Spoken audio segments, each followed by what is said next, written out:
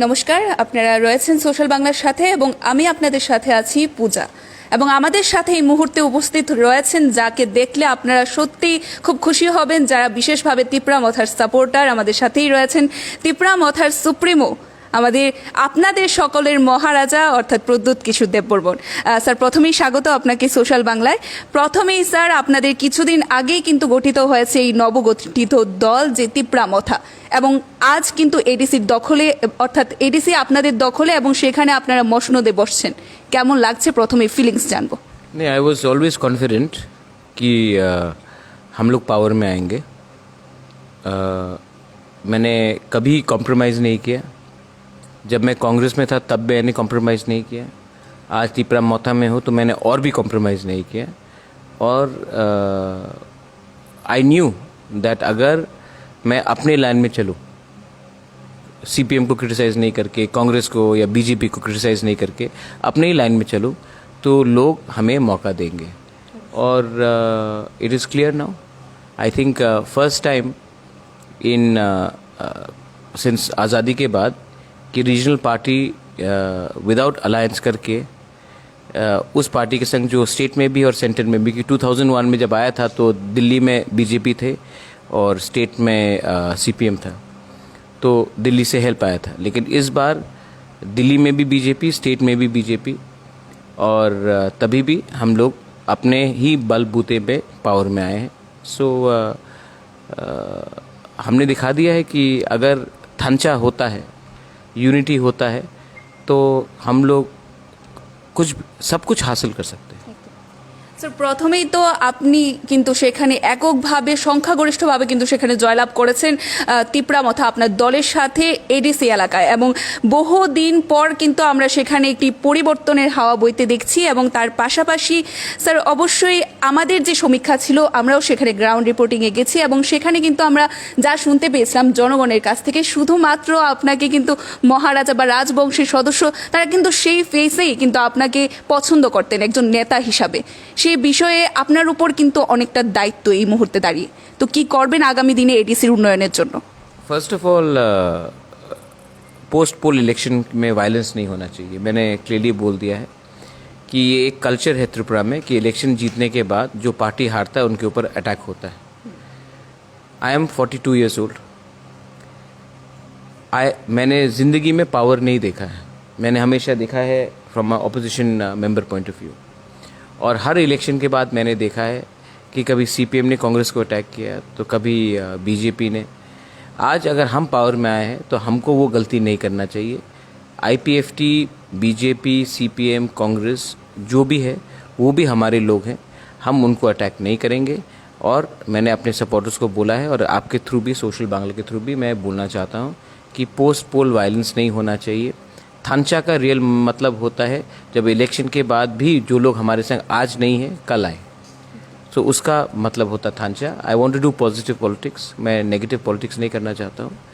And और एक बात है कि ये जो एक प्रोपेगेंडा था मेरे खिलाफ कि Tipra is communal, Pradyut Vikram is communal, आप लोग जो राइट मीडिया है जो समझते हैं, know that I am not that sort of a person. जो मुस्लिम्स हैं टीटीएडीसीज़ में, जो बंगालीज़ हैं, जो मणिपुरीज़ हैं, जो हिंदुस्तानीज़ हैं, कोई भी हो, उन सब का सुरक्षा, देखभाल और उन्नति तिप्रा मोथा करेगी। मैं खुद उसमें एक इंटरेस्ट दूंगा।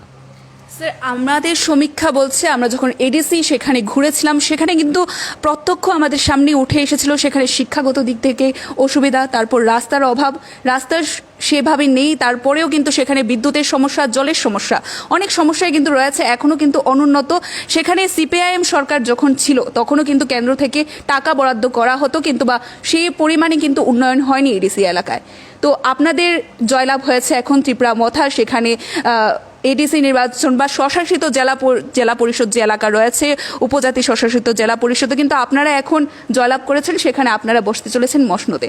তো আপনাদেরও কি আগামী দিনে এরকমই দেখবো আমরা, শুধুমাত্র নেতা সেখানে নেতা হিসেবেই থাকবে নাকি জনগণের স্বার্থেও কাজ করবেন? आपको क्या लगता है? স্যার, আমার তো অনেক কিছুই লাগে, কিন্তু বা আমরা জনগণের সামনে সমস্তটা তুলে ধরতে পারবো না, সেখানে আপনার ওপিনিয়ন জানতে চাই। ना, आप भी तो जनगण हैं, आप तो मीडिया 24 आवर्स नहीं है, जनगण तो अब 24 आवर्स है। तो आपको क्या लगता है?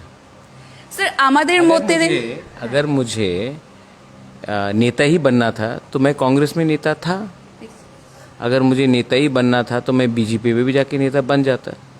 तो मैंने खुद का क्यों शुरू किया? क्योंकि मुझे अपने लोगों को सामने रखना था, ना कि कुछ और बात।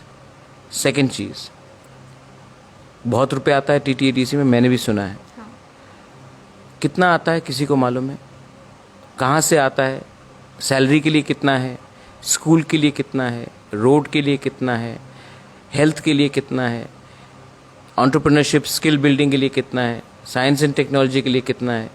तो ये सब मैं क्लियरली ये वेबसाइट में देना चाहता हूँ कि कितना पैसा कहाँ आ रहा है, कितना पैसा किसके सैलरी में जा रहा है, कितना पैसा रोड के लिए एलोकेट हुआ है, कितना पैसा स्कूल के लिए, टीचर्स के सैलरी के लिए, कितना पैसा मेडिसिन हेल्थ सेंटर्स के लिए।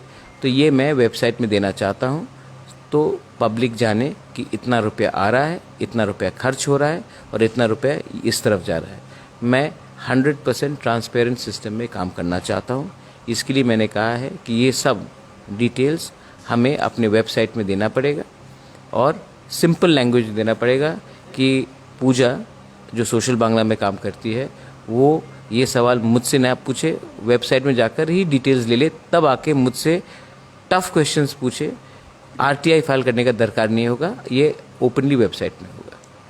আরও একটি বিষয় স্যার যেটা আমাদেরও তাক লাগিয়ে দিয়েছে, যে আমরা দেখতে পেয়েছি তেলিয়ামুড়ায় কিন্তু আপনাদের যে প্রার্থী ছিল কমল কলই, তার সাথেই কিন্তু ছিল হেভি ওয়েট যে নেতা, সেখানে নেতার কিন্তু স্ত্রী ছিলেন গীতা দেববর্মা, ওনাকে হারিয়ে কিন্তু কমল কলই জিতেছে।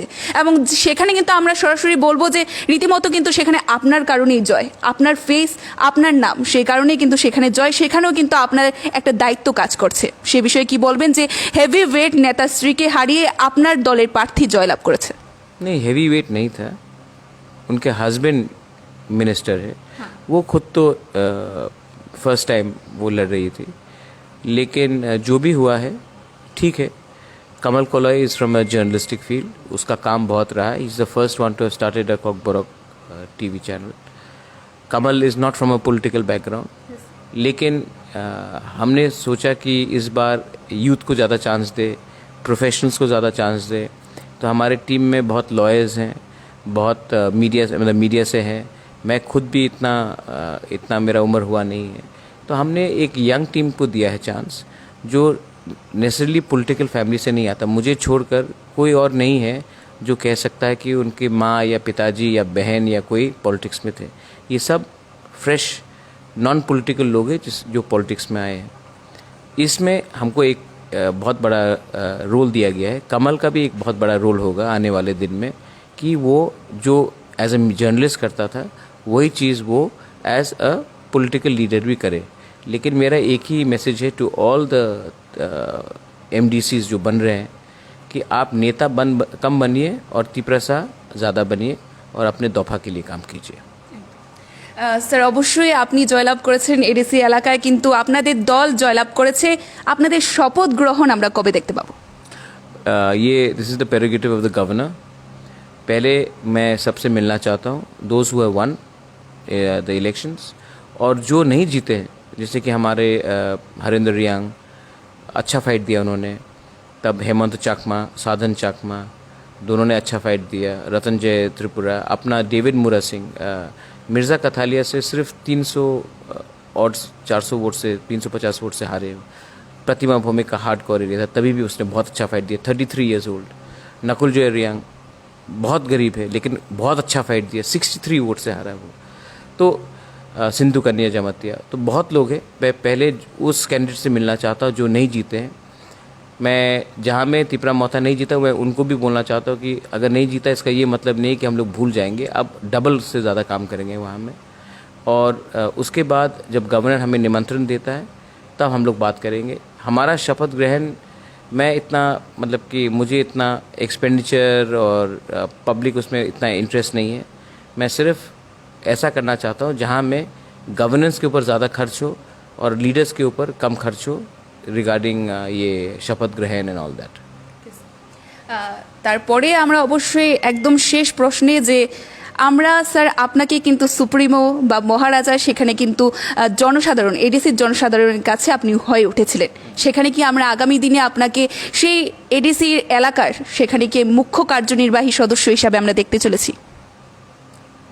I think I was the face, so it'll be most likely me who will be the face again. और इसी को देख के पीपल ने वोट किया है, तो ऑब्वियस है कि मैं ही हूँगा. लेकिन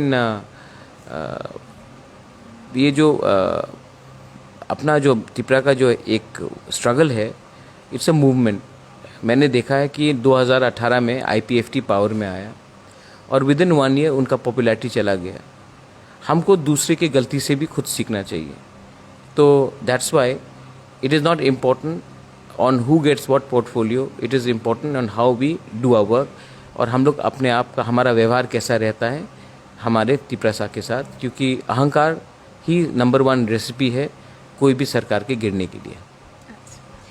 স্যার একদম সর্বশেষে জানতে চাইবো, হয়তো বা আপনি প্রথমেই বলে দিয়েছেন যে এডিসি নির্বাচন বা যেই নির্বাচনই হোক তারপরেই কিন্তু আমরা একটা হিংসাত্মক পরিস্থিতি দেখতে পাই, সেখানে কিন্তু সেই ধরনের অনেক অপ্রীতিকর ঘটনাও ঘটে. সেখানে আপনি বলে দিয়েছিলেন প্রথমেই আমাদের যে গণতন্ত্র রক্ষায় আপনি আপনার দলকে বলবেন যে সেখানে যেন এই ধরনের কোনো পরিস্থিতি না হয়, কিন্তু আপনি অন্যান্য দলের উদ্দেশ্যে কি বার্তা রাখবেন? देखिए, आज हम लोग जीते हैं, मैं दूसरे के बारे नहीं बोल सकता हूँ, लेकिन मेरा एक ही बात कहना है. मेरा मेवाड़ से बात हुआ, उन्होंने कहा कि 1-2 जगह में प्रॉब्लम हो रहा था, मैंने इमीडिएटली फ़ोन किया. प्रमोद रियांक से बात हुआ, वहाँ वो भी कुछ कह रहा था. तो जो मार रहे हैं वो भी त्रिपुरा से है, जो मार खा रहे हैं वो भी त्रिपुरा से है. तो इसमें हमारा फ़ायदा क्या है? और अगर फ्यूचर में हमको एक संग काम करना है, और थानचा का रियल मीनिंग है, तो थानचा का रियल मीनिंग एक दूसरे को मारने से नहीं होता. इलेक्शन ख़त्म हो चुका है. जीत तभी ज़्यादा अच्छा लगता है जब आप जीत में भी दूसरे को एक सम्मान दो.